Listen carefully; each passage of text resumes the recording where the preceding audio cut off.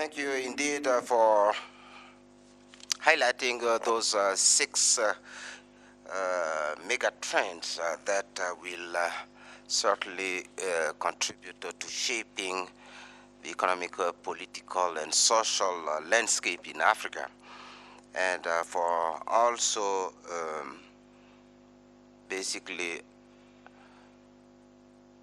making us conscious that nothing is to be taken for given, because basically we can alter the course of things depending on what I think Mark also highlighted in his presentation. A lot depends on what I call my own created acronym of TIIPs, the tip of economic or agricultural transformation, including the T for technology, I for infrastructure, I for institutions, and P for policies.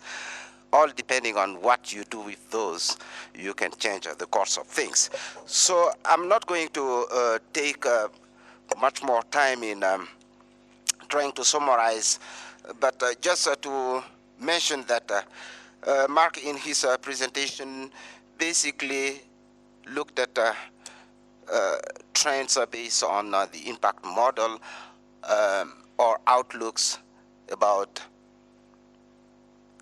agricultural production in Africa, prices, net trade, impact on food security, and so on and so forth, basically to tell us where we might be by 2030 or 2050. And Lulama, as I just mentioned, highlighted 6 megatrends that we have to take carefully into account when looking at the future. With those words, and also mindful of what the African heads of states have laid out as their ambitions in terms of targets for 2025, related to African agricultural transformation, be it on doubling productivity, total factor of productivity, or tripling intra-African trade, or curbing children malnutrition by cutting, curbing stunting to 10% and wasting to 5%, I think, and some of those other targets that you would find in the Malabo Declaration. I think that we can open the floor for reactions, appreciations, additional comments to those very, very interesting and good presentations. The floor is open. Okay, I see. Let me go systematically. Let me take, I think I saw one finger, 2 fingers here. Let me finish with those, and then I come to the middle to make sure that I'm not mixing up fingers. The first one here. Yeah. Okay. Thank you, Josue. I'm David Shirley from Michigan State University, and I have a question really for both of the panelists on the import question. You know, you both, Mark, you showed very large increases in the quantity of food imports and big increases in the net import position of African countries. And Lulama, you talked about that as well, especially on the high value ones. At the same time, and Mark, you kind of referred to this, you know, these increases in the volumes of imports are projected also in the context of very large increases in populations, increases in incomes, big increases in consumption. So I'm just kind of wondering about your overall assessment of, you know, and a lot of people consider this import trend to be a major, major problem for Africa. So Mark, I guess I would like to ask you directly, do you agree from the perspective of the projected trends of imports as a share of food consumption and measured against the continent's ability to pay for it? There's a bit of a related separate issue in terms of the high value added import story that Lulama is telling, which is troublesome if Africa is not capturing a lot of that high value added portion of the market. But maybe Mark and then Lulama as well, if you could. Thanks. Well noted, Dave. This issue of import trends and so on and so forth is a bit disturbing. Yeah. And I have a second hand there, and we move to the middle. Thank you. Jean Bollier from FAO. This question is for Mark. You showed, again, it's a related question, that we should expect a dramatic increase in imports, and you explained that that could be including both international trade and regional trade. At the same time, Lulama explained that most of the countries where land is available, abundant, are also in protracted crisis. And so the question is, can we already identify those regions where we could have surplus and that could be actually supplying the demand in Africa? Thank you. Thank you. Regions that would be potentially surplus suppliers to other regions within Africa. Yeah, one hand, and then, yeah, let me go systematically from front to back there. Yeah, please, sir. That's a yard. Merci, José. Thank you. My name is Mayard. I work for the coordination unit in Western Africa, and my question is addressed to Mark. I'm a little bit concerned as a West African, based on the projection you made on exports, on cereal, and on meat. We know that for cereals, the major trend is that the West Africans will be eating more and more rice. And I believe that in West Africa we have a lot of potentiality in terms of producing rice. And have you taken this model into account? And in Western Africa we have a lot of livestock, and it can be a leverage. But I do believe that these tendencies are irreversible. Yes, definitely we need to do something so that we can reverse this trend. I have a question, a detailed question. In your presentation, with regards to food insecurity, I do believe that Southern Africa had the highest insecurity in terms of food insecurity. And when you presented the consumption per capita in calorie, we saw that Southern Africa had more of these figures compared to the West Africa. How did you come about these numbers, and how come they have this type of food insecurity in that region? Thank you. Imports, which is of concern to many Africans. I used to think myself big and ambitiously that we could probably over a generation time turn Africa from a position of net food importer to net food exporter, supplier at the global level. That the potential is there, but depending on what we do on the TIIPs, probably we could change the thing. So, gentleman just behind Bayard, yes. Thank you. I'm Stephen Mink. I'm consulting for IFPRI, and I as well have a question for both panelists. In the general domain of what we heard yesterday was the political imperative of employment generation. Mark, I understand in a partial equilibrium model there's limits of what you can say about labor, but could you tell us a bit what you do glean from the results on the labor side? What is the picture of productive labor absorption that's coming out of this model, and if you reflect that against the entrance to the labor market that Lulama showed, where do we think the pressure points are that may be coming out of this impact analysis?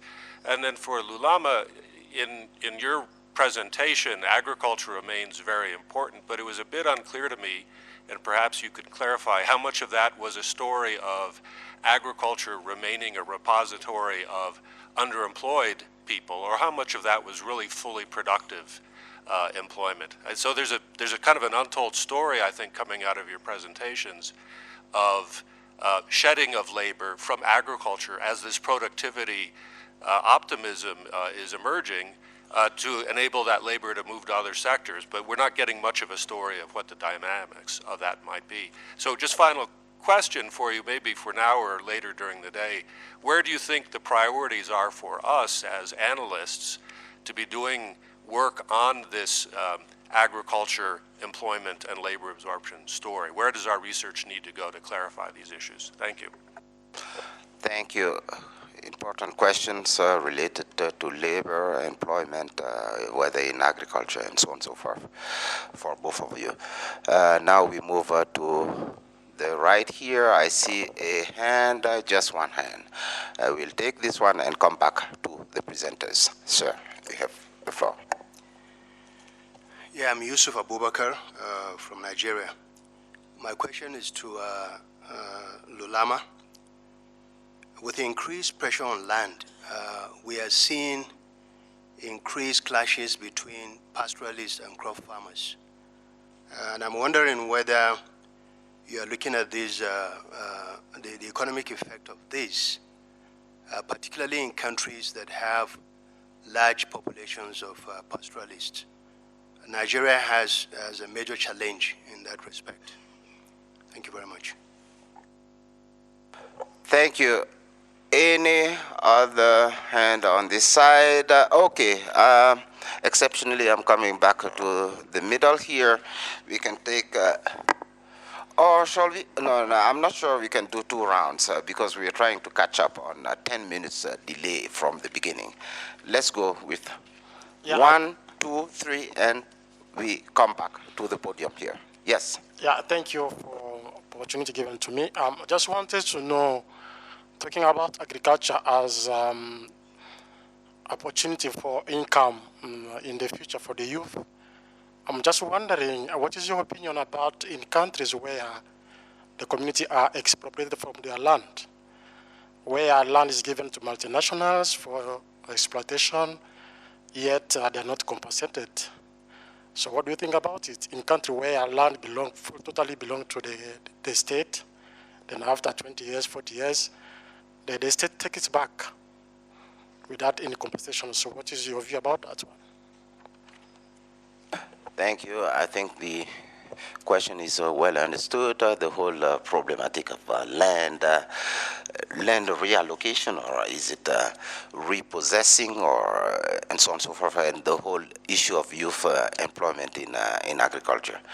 I had 2 hands on this side. Yeah. Thank you very much. My name is Mauli Sabla. I work for FAO Regional Office based in Accra. And I'd like to thank the presenters for a very enlightening presentation. I think one of the other, my question would go to Lulama. One of the mega trends we are observing also is increasing urbanization, which definitely would also play on the food system and the role of the private sector.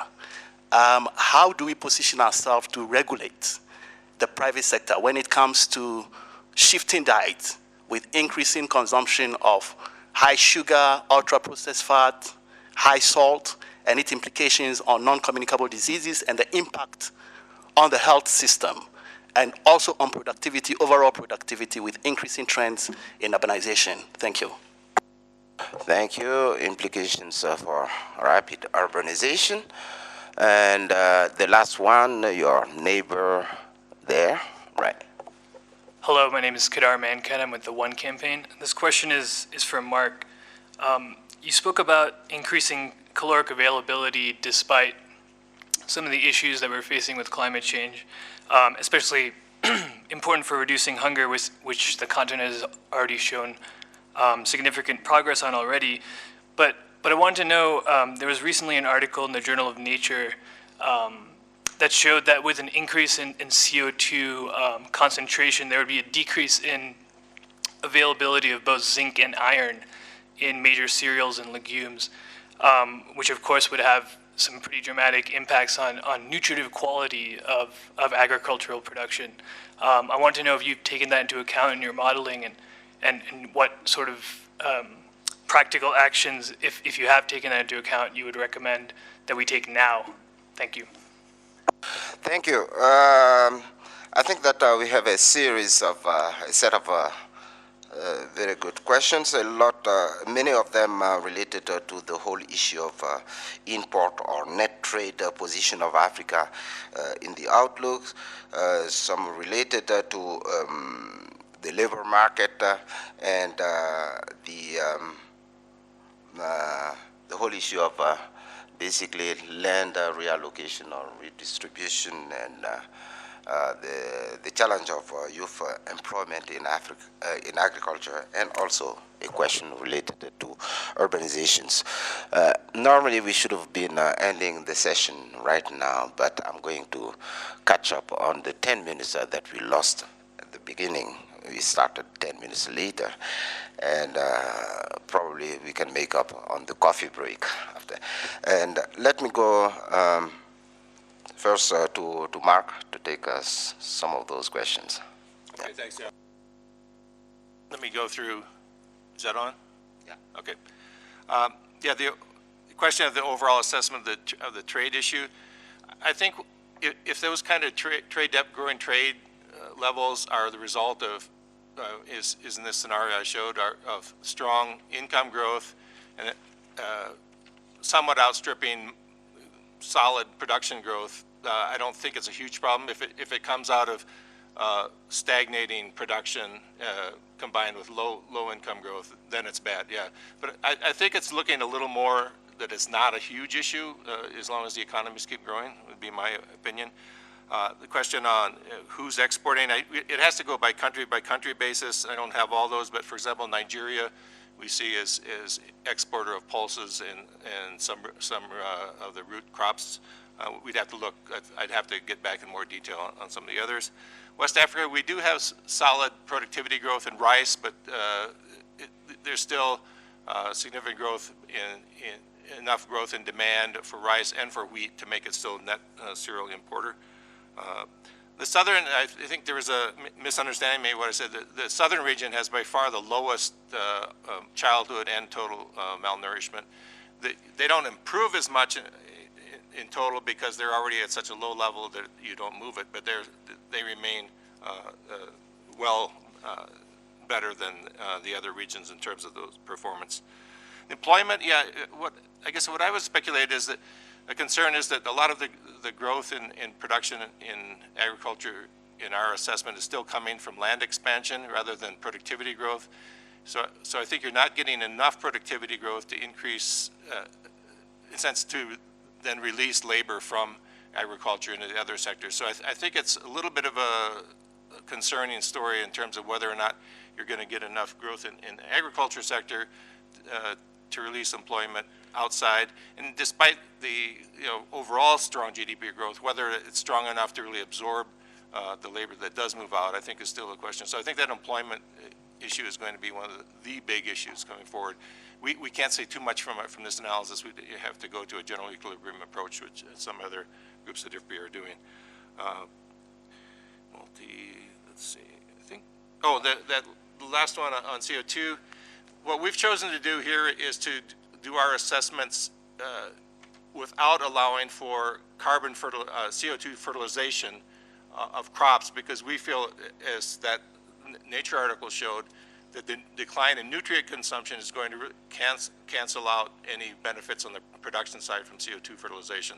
So therefore, we can't model exactly those kinds of nutrition ones in a model like this, but we've chosen then not to allow for the positive effects of CO2 fertilization production side, because we do think it's canceled, and that's going to be an increasing concern.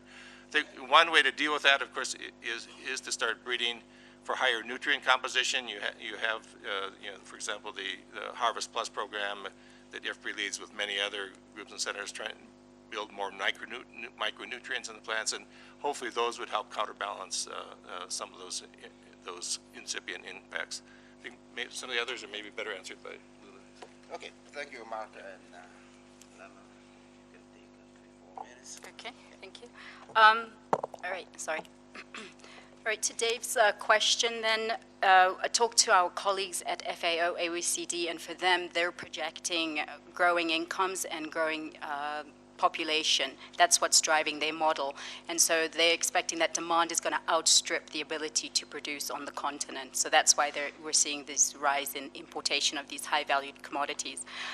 Jean, your question on looking at regions with surplus supply, I think that's a very good question. It's something we do want to unpack, particularly coming from a South African perspective, and we know that a lot of our firms are positioning themselves to move and have already moved into the continent in terms of supplying, because we have surpluses that we're trying to move north. Stephen, the question on employment, I think that's a very good question. And for us, we're anticipating it's in the near-term future rather than looking at 2030 or 2050. And we're expecting that agriculture is going to remain a repository for the youth. And so that it's an issue, and I agree with Mark. I think this is going to be an issue that's going to be critical to try and understand, and to try and understand what is going to stimulate the demand for labor in the downstream markets. And so those, and I think Usman touched on this yesterday, the development of the agribusinesses are going to need to take place in order for us to absorb some of this youth off and pull them off the farm rather than push them off the farm. Then there was a question, I think, Joseph, on land pressures and the clash between pastoralists and crop production. Yes, that is something that we have taken a look at.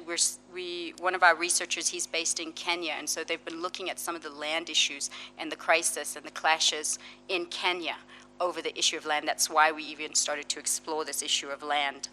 And did I miss something? Oh, the point on urbanization. That is one of the mega trends. I just didn't present it here, but that is one of the mega trends that we do look at as well in the paper. Thank you. We are almost there, catching up on the delay.